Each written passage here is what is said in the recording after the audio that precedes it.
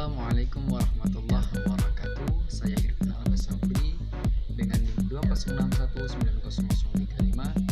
Di sini saya akan menyampaikan materi berkaitan tentang dampak atau pengaruh MBS terhadap sekolah.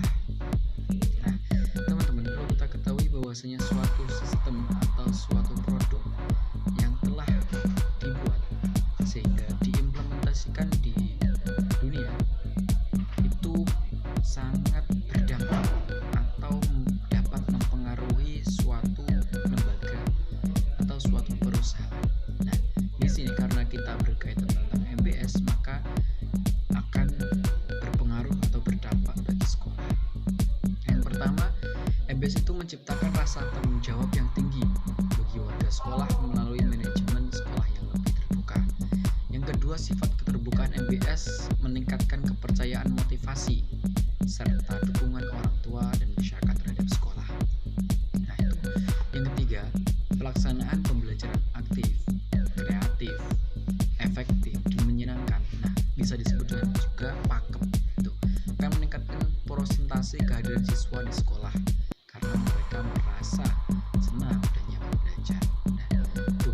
Yang terakhir yaitu dukungan biaya operasional yang memadai akan menunjang terlaksananya program-program yang telah disusun bersama antara pihak sekolah dan juga masyarakat. Itu yang dapat saya sampaikan. Kurang lebihnya mohon maaf. Wassalamualaikum warahmatullahi wabarakatuh.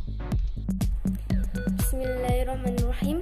Perkenalkan, nama saya Dilan Faizo Kumala, NIM 206190017.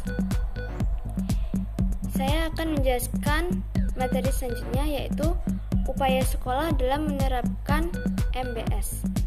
Upaya sekolah dalam menerapkan manajemen berbasis sekolah adalah dengan menuntut peran orang tua dan masyarakat untuk ikut berpartisipasi aktif dalam memantau proses pembelajaran anak-anak. Selanjutnya, merubah sistem pembelajaran menjadi berorientasi pada siswa.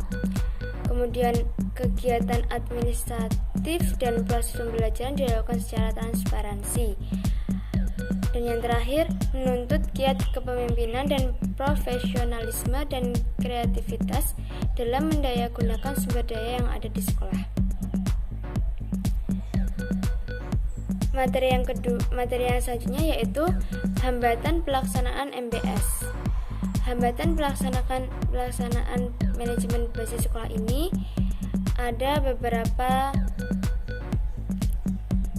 macam, yaitu yang pertama, daya tahan para pelaksananya. Yang kedua, harapan-harapan yang tidak realistik. Yang ketiga, dukungan dewan sekolah yang tidak memadai. Selanjutnya, ketidaksejalanan antara harapan guru dengan kebijakan.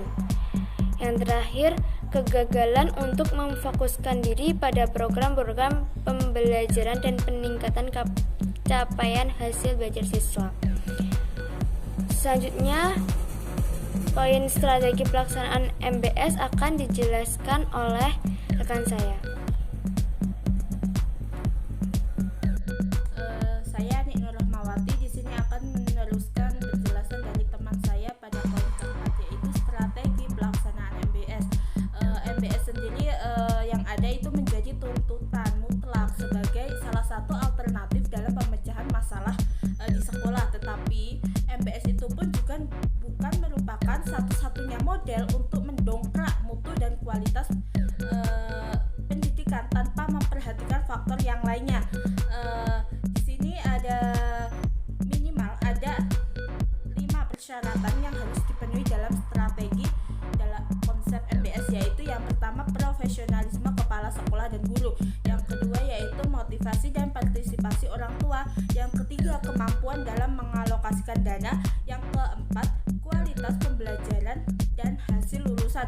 Yang kelima yaitu keterlibatan semua stakeholder pendidikan yang ada. Terus yang terakhir yaitu pendekatan implementasi. Pada dasarnya pelaksanaan MBS ini dilaksanakan secara bertahap dengan memperhatikan kondisi sekolah, kondisi sosial masyarakat, serta mempertimbangkan faktor geografis, demografis, budaya setempat, sekolah. Nah, selain itu, pada dasarnya mengubah pendekatan manajemen berbasis pusat atau MBP menjadi manajemen berbasis sekolah MBS itu bukanlah merupakan one shot and quick fix, akan tetapi merupakan sebuah proses yang berlangsung secara terus-menerus dan melibatkan semua unsur yang bertanggung jawab dalam penyelenggaraan pendidikan di dalam sekolah tersebut. Karena itu diperlukan strategi utama yang dapat ditempuh dalam pelaksanaan MBS, yakni seperti mensosialisasikan konsep MBS ke seluruh warga sekolah, melaksanakan analisis situasi sekolah dan luar sekolah yang mana berupa tantangan yang harus dihadapi sekolah dalam melaksanakan MBS tersebut. Nah, selanjutnya yaitu merumuskan tujuan situasional yang mana yang tujuan tersebut tidak untuk dicapai. Yang selanjutnya yaitu mengidentifikasi yang perlu dilibatkan untuk mencapai tujuan tersebut. Nah, yang selanjutnya yaitu menentukan sikap kesiapan setiap fungsi dan faktor melalui analisis SWOT. Yang selanjutnya yaitu memilih langkah-langkah pemecah masalah, membuat rencana jangka pendek, menengah, jangka panjang beserta program-programnya, melaksanakan program untuk merealisasikan rencana jangka pendek MBS tersebut. Nah, yang terakhir yaitu melakukan pemantauan terhadap proses dan evaluasi terhadap hasil MBS. Nah,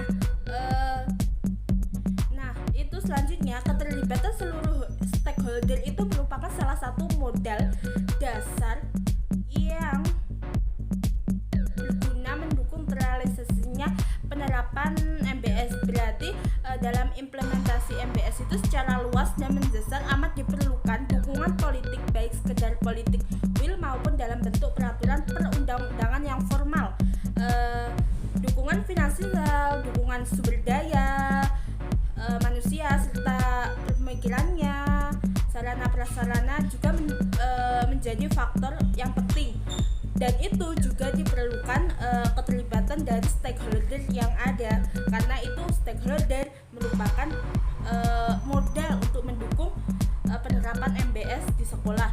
Nah, pada poin terakhir yaitu faktor pendukung keberhasilan MBS. Yang pertama yaitu tingkat kemampuan ekonomi masyarakat, yang kedua sosial budaya dan politik, yang ketiga yaitu taraf pendidikan masyarakat, yang keempat yaitu program pemerintah, yang kelima yaitu organisasi dan kepemimpinan kepala sekolah, yang keenam yaitu strategi pembelajaran di kelas, yang ketujuh yaitu tata laksana sekolah, yang kedelapan yaitu iklim dan kultur sekolah, serta profesionalisme guru. Yang selanjutnya yaitu pengawas pendidikan dan pengajaran. Yang terakhir yaitu tenaga kependidikan lainnya. Mungkin sudah cukup dari saya. Mungkin seperti itu dari kelompok kami.